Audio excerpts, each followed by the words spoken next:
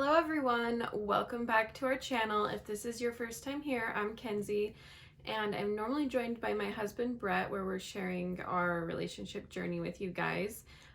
Today I wanted to talk to you about my Hashimoto's diagnosis, as I'm sure you saw in the title. So I just wanted to share my journey from the beginning and what I'm doing to help heal that, in hopes that I can maybe help some other people with sharing what I'm going through.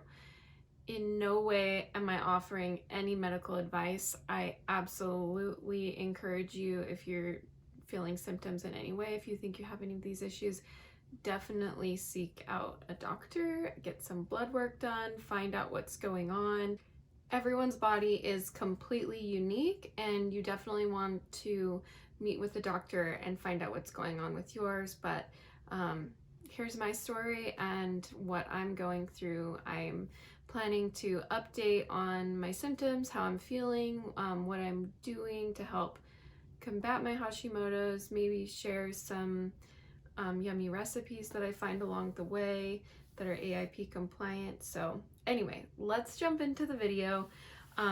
First, for those of you who don't know, Hashimoto's is an autoimmune disease, and what it does is it specifically affects the thyroid. So you can be either hypo or hyper. If you have hyperthyroid, your thyroid's producing too many thyroid hormones.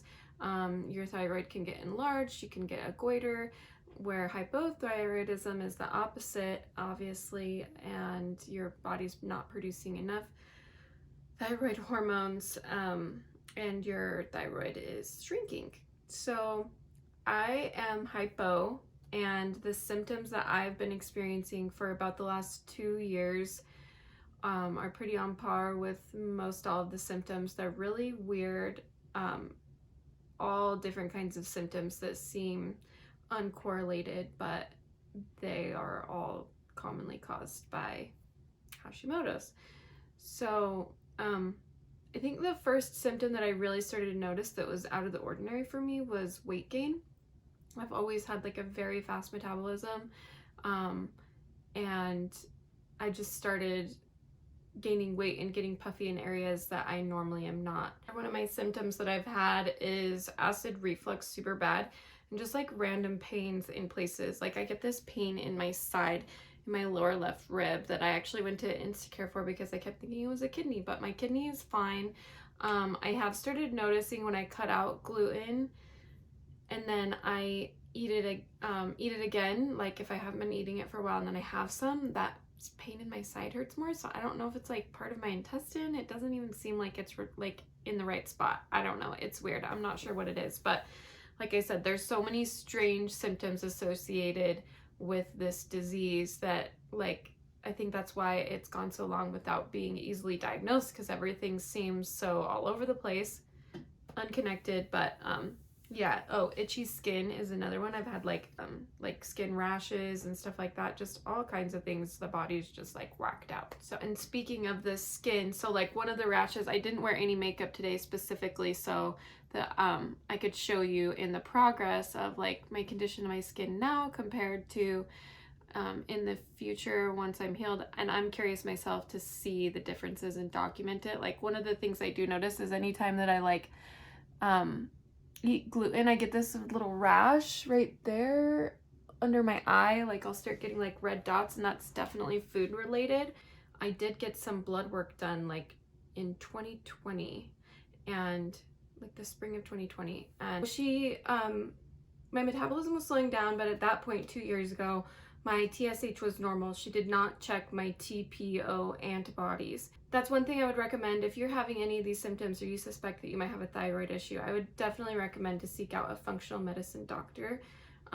Many Western doctors that you see, they don't always look at the TPO, the antibodies that indicate that you have Hashimoto's that's causing your thyroid levels to fluctuate, which is really important to know, because that is a whole other dimension of issues going on than just your thyroid.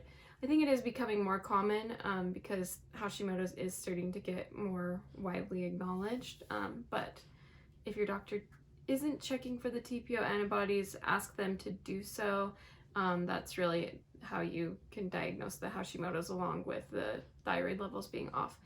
I prefer functional medicine doctors because they, in my opinion, tend to treat the root rather than just treating the symptoms. But that's obviously your choice. If you're here, you're following along with a holistic functional medicine doctor's treatment plan. That is not saying that Western medicine is wrong. I just personally would like to try to heal my issue from the root and hopefully not rely on medicine. I don't like to have to rely on anything, and I would like to do it the natural way. So as I said, we will see how it goes. So she didn't test it at that time, so that could have been the onset of my Hashimoto's happening. Oh my gosh, I'm going all over the place. I can't even focus. So while we're here, we'll mention that one of the symptoms of Hashimoto's is loss of focus, which I've already had a hard, I'm kind of ADD throughout my whole life, but this has made it way worse. Like the last couple years, my focus is like a fly, like short bandwidth all over the place. Focus, brain fog, forgetfulness, depression. That one's been really hard and confusing, and it was really nice to get the diagnosis because everything in my life is good, my relationships, and so I didn't know why I just felt so depressed, so tired all the time, like really fatigued. And sometimes I'll be fine, sometimes I'll have good days. A lot of the times I will, if I drink coffee, obviously I feel better and I get energy, but then I crash really hard. And that's another thing, is my adrenals are really affected and my cortisol levels are really high, but this is all likely because my body is fighting all of this inflammation caused from Hashimoto's. A lot of people, by the time that it's caught and diagnosed, their levels are extremely high, and it's important to get on hormones right away because, I mean, they're just, kind of important. Where mine is just in the beginning stages, I'm going to personally start working with just diet. I'm going to do an AIP diet, where what that is, it's eliminating a bunch of foods that are known to cause inflammation and that people generally have allergies to. And for a lot of people, it's a temporary diet. So you just eat it for, 30 days and then slowly start reintroducing foods and seeing how your body reacts and paying attention. And that way you can find out what your inflammatory triggers are once your immune system is calmed down. And as you get that immune system calmed down, you can put your Hashimoto's into remission. It's a lifelong condition. It's never going to go away. It's never going to be fully healed. But when you get to the root of what is causing that inflammation and causing your immune system to attack, then your thyroid will come into balance. That's the hope. So in my case, my doctors found that I have sensitivity to gluten and possibly other things. I'm thinking dairy too, which I'm really sad about. I did start doing the AIP diet and then we kind of fell off of it for a bit, but even from that short time of doing it, I cut out dairy, and this morning I had some eggs and there was cheese in the fridge, and I'm like, oh, I'm just gonna put a little cheese on it since I'm not gonna be able to eat it in a couple days.